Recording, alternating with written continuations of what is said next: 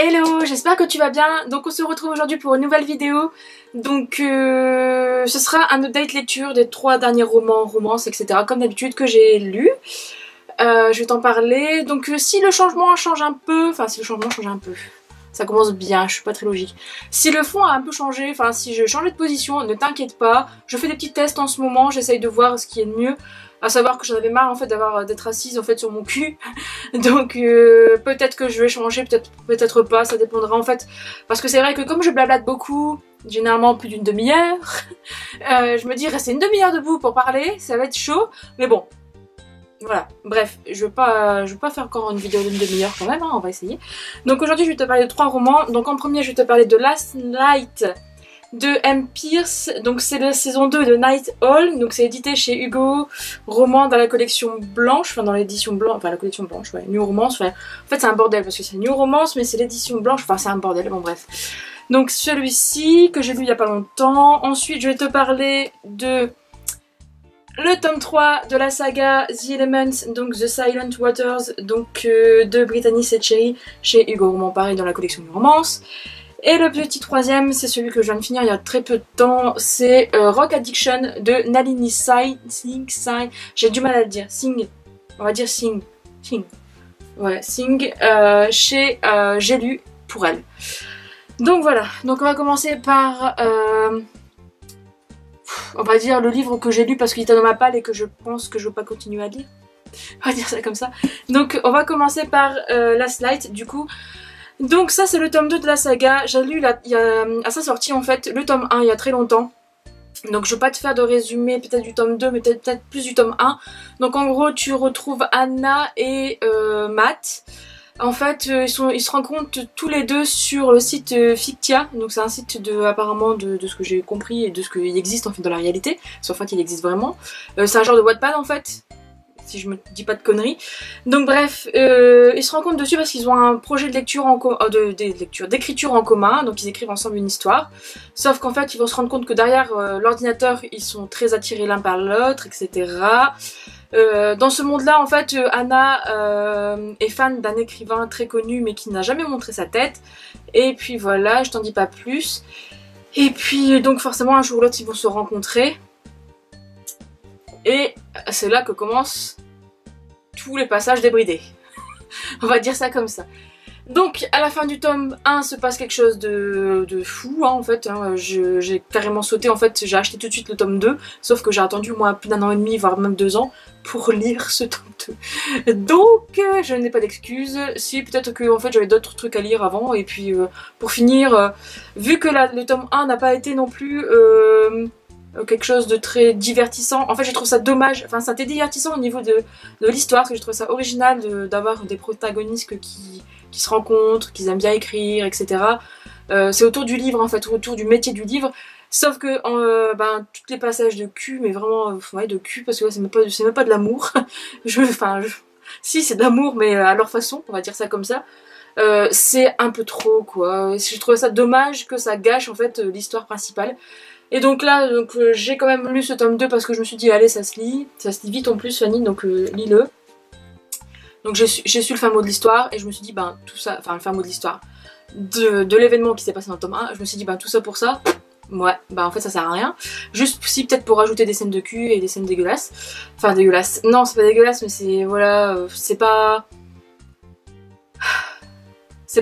Enfin des fois on n'a pas l'impression que ce soit de l'amour en fait, donc puis... Voilà quoi, bref. Donc là ce tome 2 en plus, je sais pas, j'ai trouvé ça loufoque par certains passages etc. Et je me suis dit mais pourquoi? Donc voilà.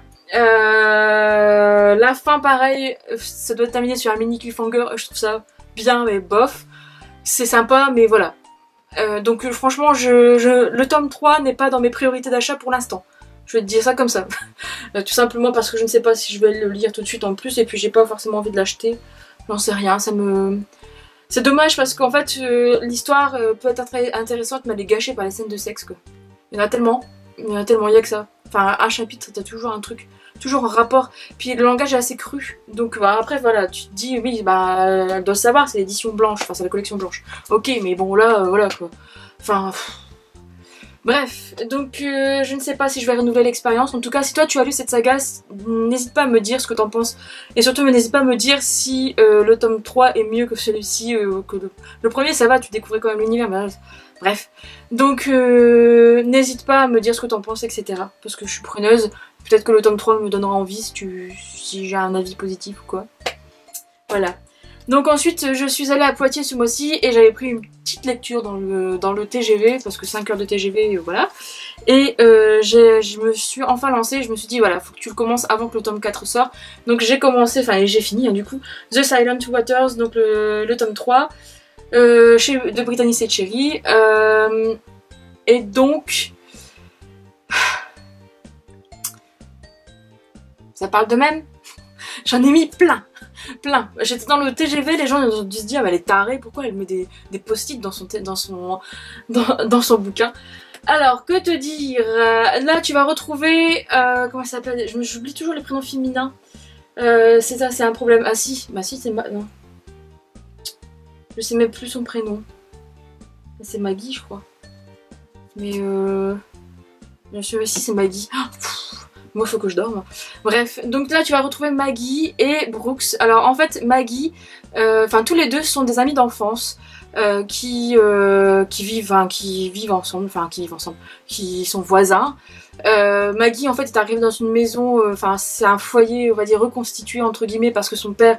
sa mère est partie quand elle était jeune et son père a retrouvé quelqu'un et donc ils vont aménager en fait dans cette nouvelle maison avec une nouvelle maman entre guillemets, une petite sœur et un petit frère, à savoir que du coup Brooks est le meilleur pote de Calvin, donc le frère de Maggie, et donc voilà, donc tu vas suivre en fait leur histoire, enfin des passages dans leur enfance, donc quand ils ont 6 ans, 5-6 ans, après quand ils sont un peu plus âgés, quand ils ont une dizaine d'années, etc. Et donc au début, enfin, Brooks n'a jamais aimé les filles, voilà, enfin les garçons quand ils sont petits, quoi, ils aiment pas les filles, ils aiment pas les femmes, bref. Sauf que il y a toujours quelque chose qui l'a toujours attiré, pour finir dans le fond, chez Maggie. Et un soir, Maggie en fait va...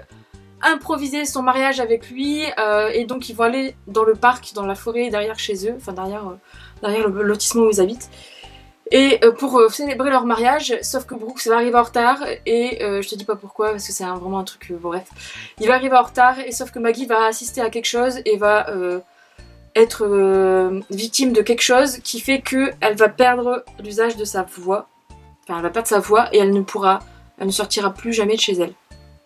Voilà, elle restera toujours enfermée chez elle, dans la maison de ses parents. Et c'est là que l'histoire après commence, enfin surtout que en fait l'histoire commence dès la première page en fait jusqu'à la dernière, tout simplement, parce que voilà. Donc que te dire, comme d'habitude pour moi, j'arrive plus en fait à classifier en fait les romans de Brittany Setcheri que je lis. J'ai surkiffé le premier. Le deuxième, c'était un coup de cœur aussi, mais je ne sais plus si c'est vraiment des coups de cœur ou si c'est vraiment plus que des coups de cœur, parce que c'est sûr que j'ai adoré, ça c'est clair, mais j'arrive plus à qualifier ça de coup de cœur, parce qu'en fait il y a d'autres romans que j'ai lus qui sont des coups de cœur aussi, et qui pour finir, ben quand je lis ça, voilà, donc c'est difficile à classifier. En tout cas, ce tome-là est différent en fait des autres, mais toujours aussi bon. Voilà, pour moi c'est toujours aussi bon. Alors oui, pour moi, alors j'ai pas retrouvé l'intensité en fait des passages. J'avais déjà dit que j'adorais ça quand elle faisait des passages courts, hachurés en fait, avec des phrases courtes et qui passent à la ligne avec un souligne et tout. Enfin ça j'adorais parce que ça marquait vraiment la puissance des sentiments des personnages. Là dans ce tome, c'est ce que je n'ai pas retrouvé au niveau de l'intensité. Et ça, j'ai trouvé ça un peu dommage, mais je me suis dit en fait non. Parce que l'auteur en fait ne se répète pas, elle va faire autre chose et c'est sympa, franchement c'est cool. Enfin, au moins on n'a pas toujours quelque chose de répétitif en fonction des tomes. Donc là forcément tu vas toucher un autre sujet sensible, donc je ne te dis pas lequel parce que sinon bah, ça spoil et puis c'est dommage. Et puis tu vas aussi du coup, alors il y a un petit univers de groupe de musique, alors ça c'est pour moi. Donc quand tu as l'univers musical en plus, là elle a tapé dans le mille. Donc là franchement ce tome là est vraiment voilà. même si j'ai pas mon intensité, c'est toujours aussi beau parce qu'il y a d'autres de passages qui sont encore plus forts. Et puis voilà quoi, enfin c'est magnifique, c'est magnifique, c'est magnifique. Je trouve ça se voit au nombre de post-it que j'ai mis, au passage que j'ai adoré, au passage que j'ai ri. Alors, en fait tu ris, tu as le cœur serré, enfin là j'ai pas pleuré. Non, parce que en plus moi j'ai pas la larme facile donc déjà. Mais tu as le cœur serré, tu t'as mal pour eux. Et puis après pour finir, puis voilà. Voilà. Et puis voilà. Je peux pas en dire plus. En tout cas ce tome est vraiment sympa. Enfin, il est à la hauteur des autres en fait. Voilà. Et n'hésite pas à le lire, n'hésite pas à lire cette saga parce que... Alors c'est ça que, contrairement à Last Light que t'as juste avant, ce que j'adore aussi chez Brittany et Cherry, c'est que l'amour est plus pur et plus beau et plus puissant parce que tu n'as pas des scènes de cul tout le temps et même, je sais même pas s'il y en a vraiment une qui est vraiment bien explicite, etc. Parce que elle se base pas sur ça pour faire son roman. En fait, il y a des romans où j'ai l'impression que les auteurs en fait veulent caser, combler trous où elles peuvent pas mettre quelque chose d'autre par des scènes de cul. Donc c'est ça qui est dommage. Donc là, il n'y a pas. Donc c'est que, peut-être que c'est de la qualité. On va dire ça comme ça. Bref, en tout cas, n'hésite pas à me dire si toi tu as lu ce tome et si tu as aimé. Je pense que oui, parce que vu le nombre de coups de cœur qu'il y a eu avec ce tome, voilà. Et je trouve ça vraiment magnifique. J'ai hâte de lire donc du coup le quatrième élément, pardon. Donc c'est sur la Terre à mon avis, enfin la gravité, mais ça doit être la Terre. Parce que vu que c'est à chaque fois un élément, enfin un élément. Donc là, à chaque fois, j'aime bien aussi ça, le fait qu'elle rattrape, qu'elle pioche dans un élément et que pour finir, ça devient une partie intégrante de l'histoire, de l'intrigue du roman. Et ça, c'est vraiment top. Voilà. Donc, comme je disais il y a 3 secondes avant de continuer à pleubater, n'hésite pas à me dire ce que t'en penses, etc. Mais bon, voilà, c'est une valeur sûre. Et le petit dernier, donc j'ai fini il y a pas longtemps et qui était depuis un moment dans ma palle. Donc c'était Rock Addiction de Nalini Singh. On va dire Singh, hein, à chaque fois j'arrive pas à le dire. Donc ce livre, je l'avais acheté à sa sortie, tout simplement, parce que j'aimais bien Nalini Singh, parce qu'en fait j'ai déjà lu Psy Changeling et aussi Chasseuse de vampires. Ouais, parce qu'ils sont là. Ouais, c'est Chasseuse de vampires. Et j'ai lu les 2 premiers tomes de Chasseuse de vampires. D'ailleurs, il faut que je lise la suite parce que j'ai toute la suite.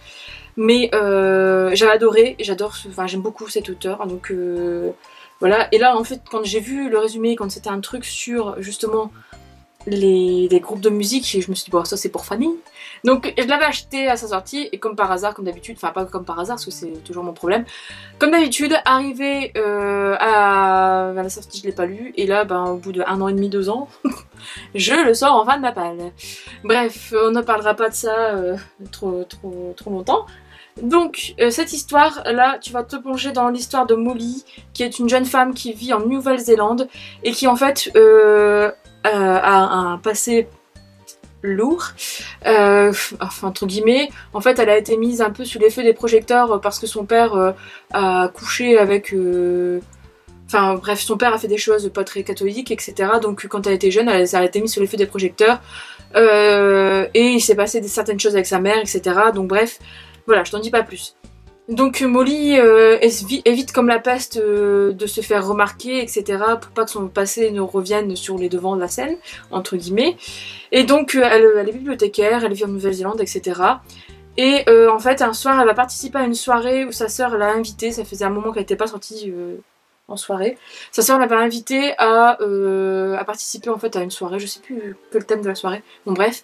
Et là en fait elle va capter un homme comme par hasard dans le public, enfin dans l'assemblée, enfin bref, m'a comprise, qui n'est autre qu'en fait que Fox Zachary, ou Zachary Fox, ouais c'est Zachary Fox, le chanteur et guitariste en fait d'un groupe de musique, enfin de pop rock, rock plutôt, très célèbre dans cet univers là.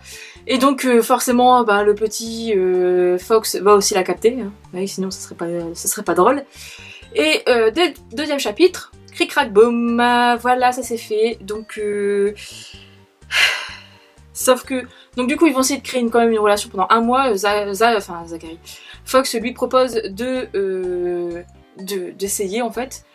Et sauf que ben, Molly elle est un peu réticente vu que c'est quand même un mec hyper célèbre et donc forcément ben, il y aura des paparazzis etc. Alors comment te dire, en fait je suis à la fois déçue et à la fois enthousiaste. Alors c'est assez bizarre parce que je m'attendais pas à ça à ce niveau là et je m'attendais D'un côté, je m'attendais à ça. C'est un peu compliqué, donc j'essaie de t'expliquer. En gros, il y a... Si j'avais pu faire... La prochaine fois, je pense que je vais faire ça. Je vais faire une fiche avec passage de baise, passage de sexe, passage de je sais pas quoi. Parce que si j'avais pu faire une fiche pour ça de ce bouquin, j'aurais dû mettre des post-it. Franchement, j'aurais dû mettre des post-it. Je le regrette maintenant. Mais il y a au moins, franchement, hein, je n'exagère pas, une vingtaine, voire une trentaine de passages de cul. Des fois, c'était... Tu lisais une page, et 2 pages plus tard, t'avais une scène de cul. Donc, j'en avais marre. Ça m'a lassé et en fait c'était répétitif. Au bout d'un moment, en fait arrive à la fin c'est répétitif et c'est dommage. Parce qu'à chaque fois qu'il y a une petite engueulade ou un petit truc, pouf, il baise. Allez hop, comme ça c'est fait. Ça j'ai trouvé ça dommage parce que en fait l'histoire aurait pu être plus approfondie au niveau du mal-être des 2 personnages principaux. Parce que pour finir en fait, tu as l'impression que leur histoire, leur secret profond, parce que là, pour finir, c'est pas vraiment des secrets pour moi, sont insignifiants et c'est dommage, tu te dis, bah tout ça pour ça, quoi. Ouais, bah ok, ouais, bah c'est juste ça, ouais, voilà. Moi, c'est l'impression que ça m'a fait et c'est ça que j'ai trouvé dommage. Bon, après, à côté de ça, les 2 personnages sont quand même attachants, enfin surtout Fox, que j'ai trouvé vraiment pas mal, bien écrit, je trouve qu'elle a quand même un talent... le Nadine Sang pour faire les signes, pardon, je vais y arriver. Donc si toi tu sais comment on dit le nom de l'auteur, n'hésite pas, donc c'est un petit aparté. Donc je trouve qu'elle a vraiment un talent pour décrire les personnages masculins, ça j'ai vraiment trouvé ça top, parce qu'ils sont vraiment bien décrits et par rapport aux personnages féminins qui sont peut-être un peu plus clichés en fait. Bref. Donc voilà, à côté de ça, tu as quand même, j'ai beaucoup accroché en fait avec les personnages secondaires, qui eux semblent vraiment avoir de vrais problèmes, c'est ça que tu disais à la fin quoi. Les personnages secondaires, chacun des membres du groupe a quelque chose et t'as envie de savoir en fait. Donc du coup, en plus là dedans, dans celui-ci, elle arrive quand même à créer une certaine relation entre 2 personnages donc, qui sont dans le tome 1.5 que je me suis offert parce que je voulais savoir ce qui allait se passer entre ces 2 personnages là. Et du coup je pense que je vais quand même acheter les suivants parce que en fait j'ai envie de savoir ce qui se passe pour les autres membres du groupe. À savoir qu'en plus j'ai vu des avis beaucoup plus positifs par rapport à celui-ci. Donc ça devrait être bien. Mais malheureusement ce premier tome là pour moi est en demi-teinte quand même quoi. Alors après j'ai vu qu'il y avait beaucoup de personnes qui n'avaient pas apprécié le fait que tu aies un point de vue omniscient du point de vue de Molly et un point de vue omniscient du point de vue de Fox. En fait les 2 points de vue, à savoir que quand même le point de vue de Molly prend, enfin le point de vue omniscient de Molly prend plus d'intérêt, enfin prend plus au niveau de l'histoire, tu as plus de points de vue omniscients de Molly quand même présent dans l'histoire. Mais moi, enfin ça m'a pas choqué, j'ai vu qu'il y a beaucoup de personnes qui s'attendaient à avoir un jeu et avoir une alternance de chapitres entre le personnage masculin et le personnage féminin. Mais ça, je trouve ça cool parce que pour une fois ça change. Parce qu'on a toujours des points de vue justement internes, soit du point de vue masculin, enfin du garçon ou de la fille. Et c'est toujours la même chose quoi en fait. Dans beaucoup de romances en fait, de new adultes c'est comme ça. Et là ça ne l'est pas et je me suis dit bah enfin une qui essaye. Il y en a quelques-unes quand même que j'ai lues qui changent en fait les points de vue. Bah, là, les points de vue ne sont pas en jeu, il me semble. Enfin, tu n'es pas en interne. Quoique si. Je dis une connerie. Donc là, ouais, t'es en interne. Donc, mais je trouve que ça change. Donc ça, je trouve ça bizarre en fait que ça n'a pas plu. Bon après, voilà, tous les goûts sont dans la nature, hein, on va dire ça comme ça. En tout cas, voilà, si tu l'as lu, n'hésite pas à me donner ton avis. Si tu as lu les tomes suivants, n'hésite pas non plus à me donner ton avis. Parce que je veux savoir que de toute façon, je pense que je vais quand même craquer et me les acheter. Parce que j'ai envie de savoir la suite. Et puis en plus, le petit Noah m'intéresse. Les autres personnages, en fait, ont beaucoup plus... Je me suis beaucoup plus attachée en fait aux personnages secondaires. C'est dommage, parce que leur histoire est belle. Mais voilà, c'est en demi-teinte pour moi, donc n'hésite pas à me donner ton avis. Et surtout, n'hésite pas à me dire comment tu dis le nom de l'auteur.